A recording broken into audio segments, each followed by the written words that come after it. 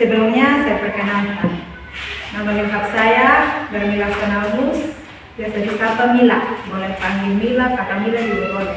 Saya dari orang Timur, bukan orang Timur, jadi anak sama orang bahasa Timur, tapi kakak saya bisa apa karena logat beda.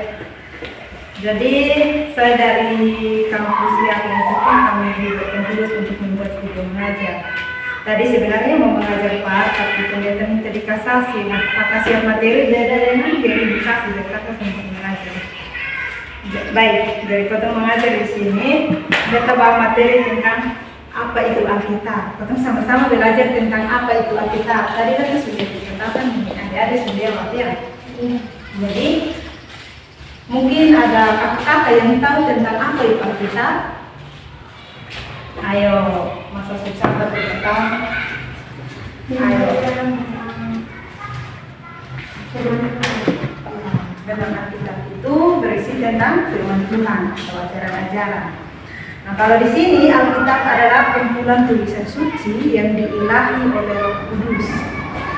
Nah, di sini juga kita akan belajar tentang pandangan-pandangan tentang Alkitab. Di sini ada pandangan yang salah tentang Alkitab dan pandangan yang Alkitab. Pandangan yang salah itu ada 4. Ada yang tahu satu apa? Bipar itu pasti belajar. Tidak tahu? Baik, yang pertama itu Alkitab jatuh dari surga. Pernah tidak ada pikiran begitu? Alkitab kok Tuhan kita tidak dapat lihat kok Alkitab ada? Siapa yang tulis itu? Dulu cerita dulu kakak masih kecil itu pikiran kakak, kenapa ada Alkitab? Tuhan Yesus saja kita tidak dapat lihat. Nah, ketemu pemikiran manusia itu pasti bilang Alkitab itu jatuh dari surga.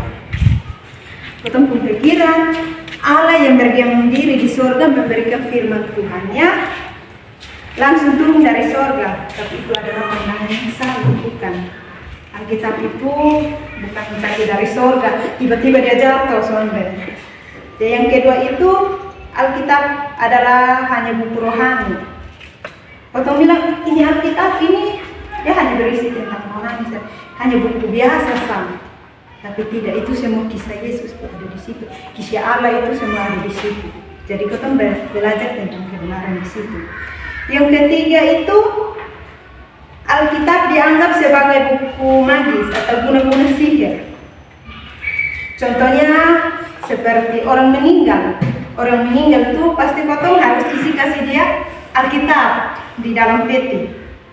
Karena potong sebagai jaminan masuk surga. Karena ada orang meninggal isi begitu toh, sonde toh.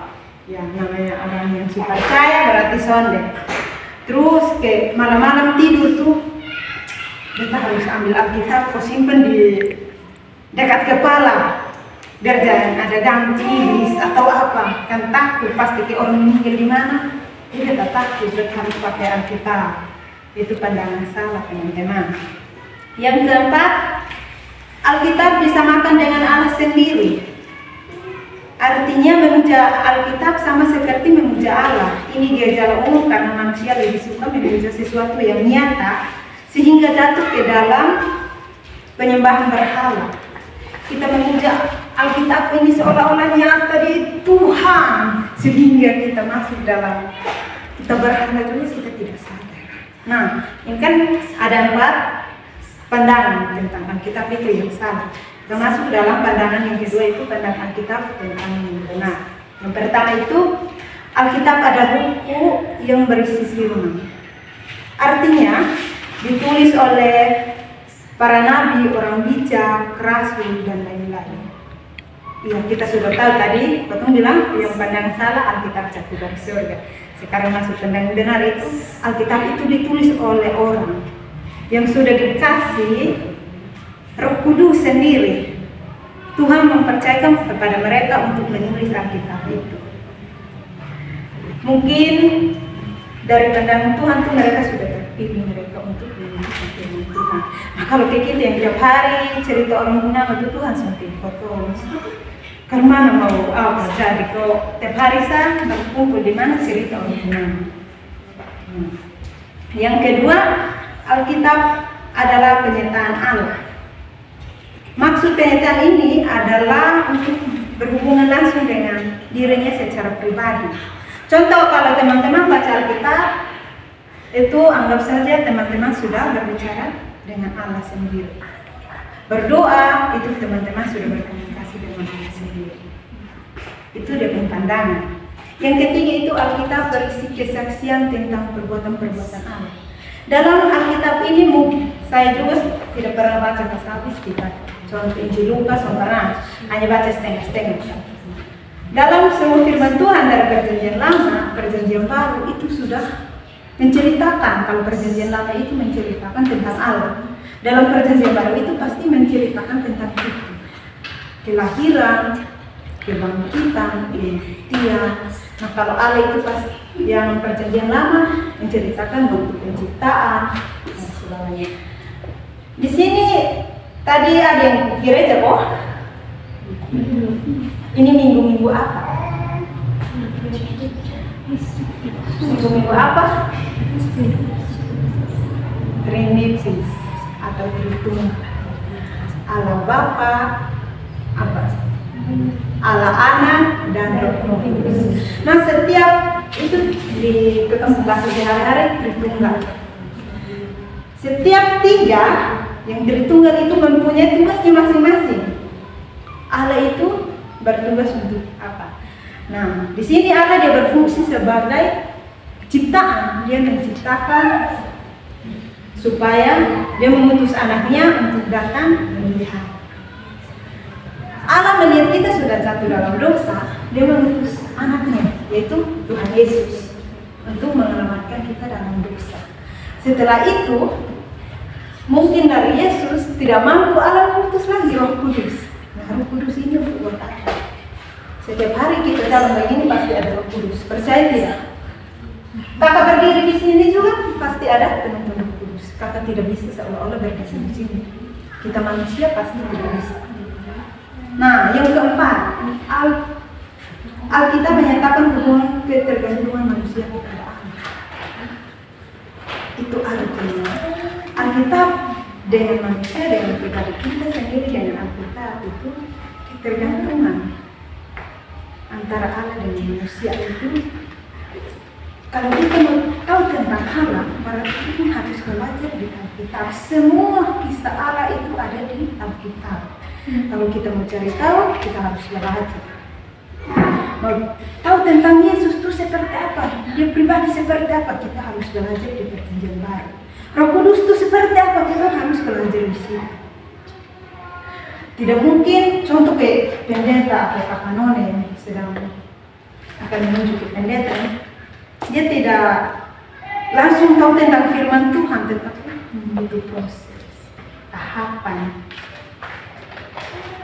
Jadi semua ini butuh proses untuk, seperti kakak berdiri di sini juga dari awal juga kakak bingung itu gereja di mana tahu.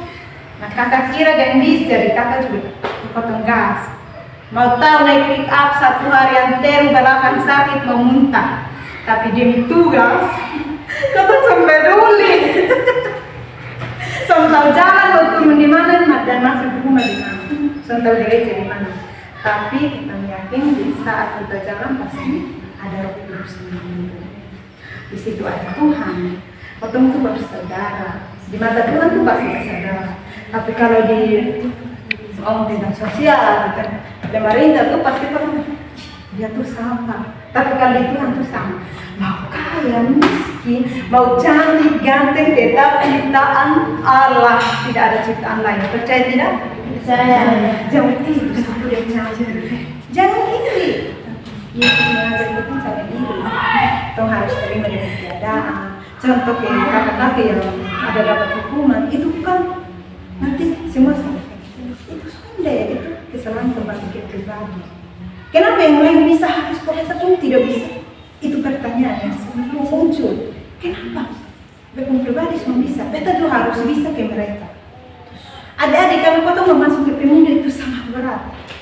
Pemuda itu bukan hanya sekedar pemuda sah, tapi itu tanggung jawab yang luar biasa.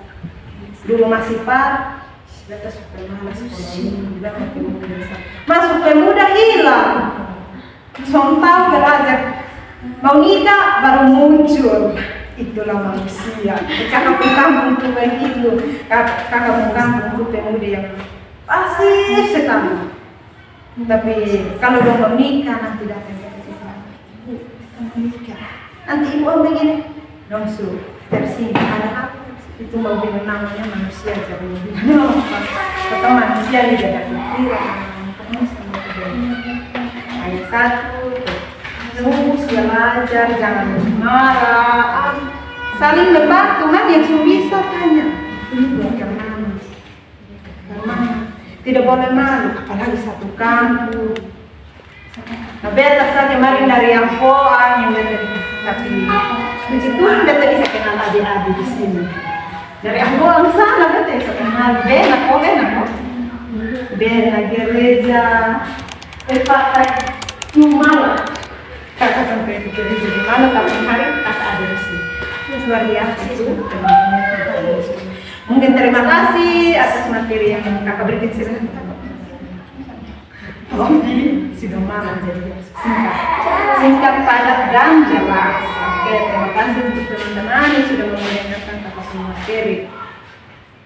Semoga Tuhan Yesus memberkati kakak-kakak dalam usaha kalian, berbuat kalian. Mungkin ada di sini ada yang SMA, SMP, ada yang lanjut, tetap semangat. Yesus memberkati. Sebelum kita pulang, mungkin dari tadi kakak Desi ya, belum atau?